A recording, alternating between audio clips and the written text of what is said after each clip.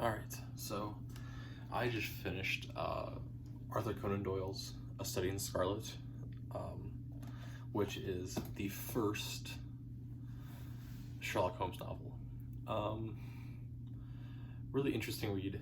I never actually read a Sherlock Holmes novel before this. My only experience with Sherlock Holmes is the kind of infamous now BBC written by or produced by Stephen Moffat, I think, but with Benedict Cumberbatch, and yeah, so that's that. This was read as part of my Bad Guys and Criminals in Literature. This is really more of a look into why do we need some sort of normalcy in our characters and things like that. Because really the big comparison here is when reading detective novels is Sherlock Holmes versus Hercule Poirot and Agatha Christie versus the Arthur Conan Doyle style. And really, what you're looking at is what is the role of Dr. Watson in the story. And really it's just to give some sort of a realistic character in all of this. Because it would be quite difficult and quite hard to really exercise and make sense and write in a coherent way, the way that we're supposed to think that Sherlock Holmes deducts things, compared to what a normal person's reasoning is. So that's really that. But yeah. I personally am a much bigger fan of, and at least the one-to-one comparison, right, of A Study in Scarlet versus Murder on the Orient Express. Much bigger fan of Agatha Christie. That's just because, well, first that's just because of the detail that it goes into. But secondly, it's because of Arthur Conan Doyle's own hatred of his own books. Very famously, right, he disliked his Sherlock Holmes character, not because it was a bad character, but because it was initially supposed to be how he got funding. There's my cat's hacking up a hairball, so you might be able to hear that. But he was writing Sherlock Holmes as a way to get money so that his actual things that he wanted to do, which I think was research in genealogy or research in the Crusades, I think it was one of those two, could get funding. That's what he was writing it for. And very famously, he began to hate Sherlock Holmes and hated the fact that he was so associated with it. But yeah. Also, on the book itself, I've just been comparing Agatha Christie and Arthur Conan Doyle, but the book itself is, quite interesting in the way it's set up. It's set up in two parts. You are not reading things as they are happening. You're reading the journal of Dr. Watson, which I think is a really interesting idea, a really interesting way of presenting the novel.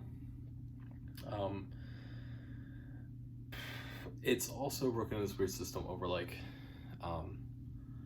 it's the investigation that occurs, and then the second part of this book is the background of a murderer, and then getting to the point where Holmes says what the motive and everything was, and how he deduced it and things like that. I don't know if that's the style for all of Arthur Conan Doyle books and all the Sherlock Holmes books. I didn't particularly like the way that this book's kind of laid out because it was just so jarring when you're reading it.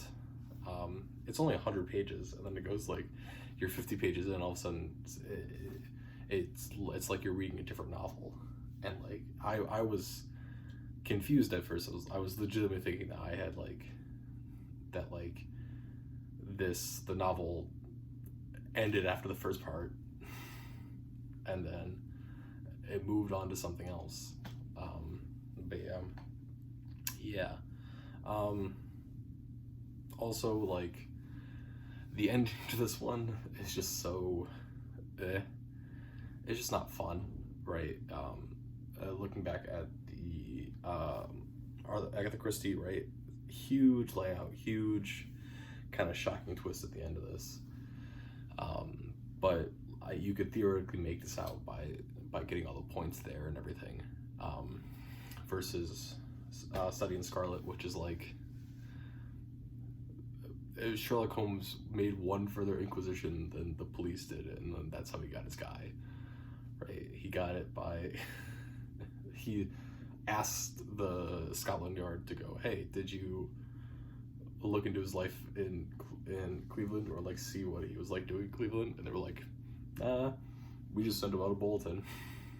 And then Holmes does it. It's like, oh yeah, there's this guy that the person who murdered wanted protection from, and he's in England too.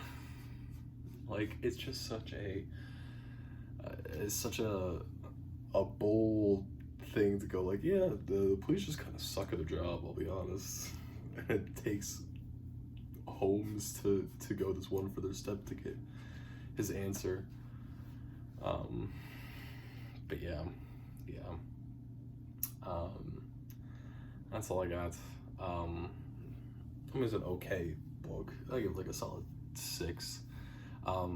There's a second one in this book, which is The Sign of 4. I'm hoping it's going to be a little bit better. I don't know how many Sherlock Holmes books there are, but I might end up getting all of them, because that would be a fun thing to have.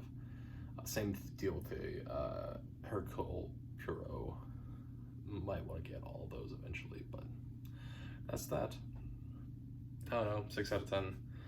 Really nice short book. I would actually probably teach this over an Agatha Christie book, or at least a Sherlock Holmes, just because it's a little bit tighter, and like, yeah, it's not as story driven, which is unfortunate. It's not like, I don't think it's as well polished, but it's just much quicker, only 100 pages.